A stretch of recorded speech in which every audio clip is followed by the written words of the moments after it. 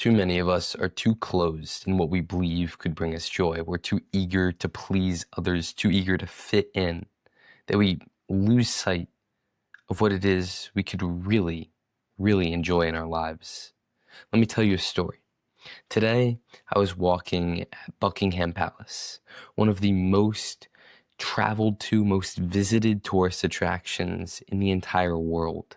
And I'm sitting there and I'm thinking about everybody there, for the most part, has been planning this trip for a long time. They've been saving up for this. They've been looking forward to this moment. I'm standing there waiting for the changing of the guard to occur. And then it starts to happen, and I look around, and I'm always so fascinated in places like this about the stories of people and how they got there and what they're thinking. And there's so many different backgrounds, so many different languages, different ethnicities. It's actually very beautiful, but none of them seemed happy. None of them were smiling. All their cameras are up, but the only ones laughing are the children behind. They don't care about the changing of the guard, this thing that everybody talks about and that society has told us is the thing that we should go see. They're all chasing the ducks and the pigeons that are very abundant. They're chasing a commonplace bird and loving it rather than sitting there with a phone trying to get a good angle to post on social media of the Buckingham Palace. And this whole experience really made me question what we know about happiness and why we make the decisions that we make. Like, it is very ingrained in our culture, the places that we travel to, right? I mean, everyone wants to go to Paris. Everyone here wants to go to New York. Everyone wants to go to London, see Stonehenge, see the Buckingham Palace and Big Ben. And it's like they're just places. And just because many people believe them to be beautiful doesn't mean that they're more worthy of your time and your energy and your effort in getting there. Just because that's what many people have said they love doesn't mean that's what you're going to love the most. But we have this conformity of belief in many things, not just travel, but I think it's a very good example because it's very different to travel out of the norm, to go to different places. And I think it's very cool when people do that. But even when you do go to these places, there's such a high expectation on these things to bring us the joy that will pay off. And oftentimes, people do love them. People enjoy it. But inside, I know if I've felt this, like when I saw the Eiffel Tower, like, oh, it's just the Eiffel Tower. Like, it's just a structure right there. Like, what is so inherently special about this? And all these questions, they seem rhetorical, but there are answers. Yuval Noah Harari, in his book *Sapiens*, talks about how the real beauty of humans is our ability to create a shared reality, our ability to be able to really bond over things. And so we bond over things like the places we visit, like the Buckingham Palace and the beauty we think. But we want to be able to go somewhere that we can tell someone about so we can gain some type of social status, right? So that they can confirm, oh yeah, it is beautiful, so that we can continue to share in that reality. But really, that was super important, and we were conditioned in this so that we would fit in with our tribes, so that we wouldn't be left alone and isolated because of our differing opinions and views, and then left for a saber-toothed tiger to come and eat because we had no spear and no tribe. And we were just left there, right? That's not going to happen. There are no more saber-toothed tigers. You're not going to get abandoned by your tribe without your spear if you do something a little bit off the beaten path. And that's what gets exciting. That's where you get to create your own reality. And I'm not saying that traveling to these places is bad at all. I do it. I think it's beautiful. But don't be so closed to think that you need to just go and get the view of the thing that people talk about and film it so that you can post on social media and get that validation. Be aware of that desire, the desire that you're doing something for social approval, so that you can kind of let go of it a little bit, and maybe be more like the kids. Maybe learn something from them. Maybe you'll get your joy out of something commonplace like the pigeons, and that's okay.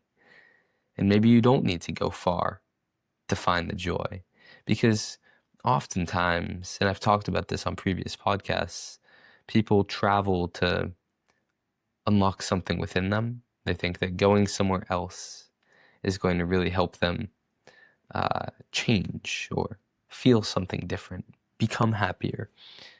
And while you can learn many things while you travel that do contribute to a changing internal state, you really are with you wherever you go.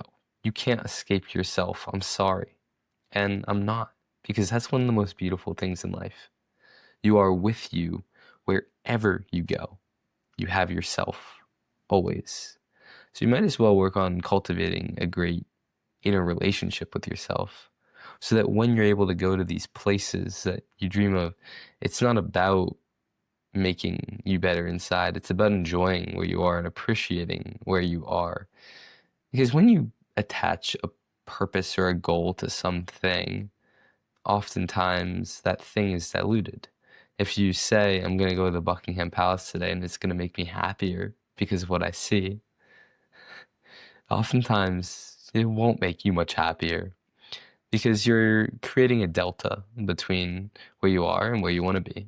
You're creating a difference between the present and your desire of the future, which creates unhappiness. And you're putting the pressure on this one thing to change that.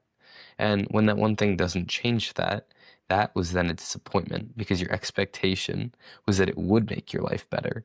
And when it makes your life better, but not to the extent that you wanted it to, you're not able to just appreciate the thing for what it is, because you attach an exterior value or motive to it. And then you become disappointed.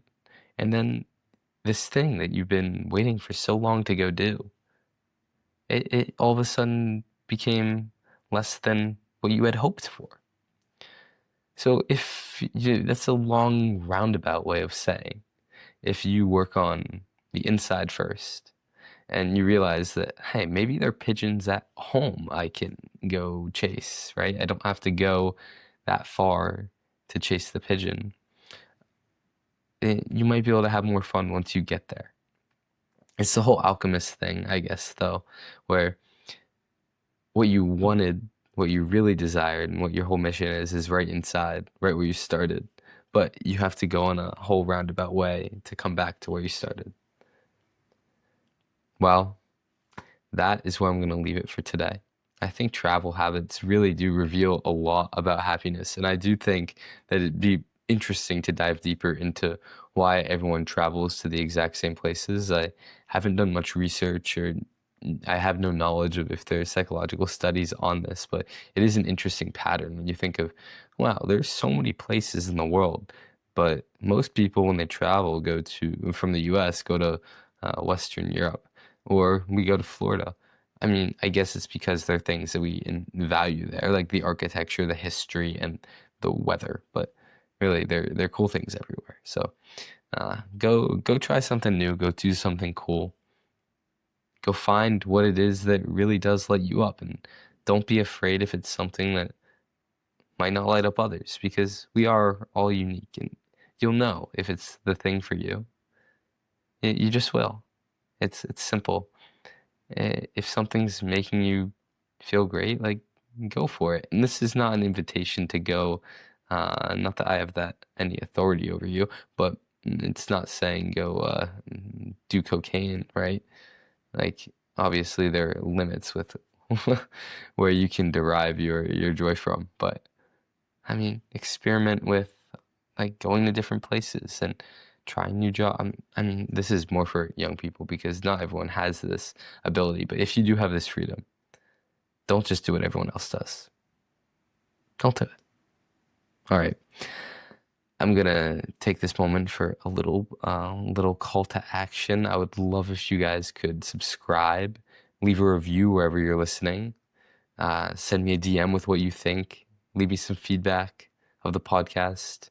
This truly does bring me so much joy. I mean, if you're watching this on YouTube right now, you see the smile on my face, and that's why I do this. This is one of those things that might be off the beaten path. Not every freshman college student is just talking to a camera at 10:52 p.m.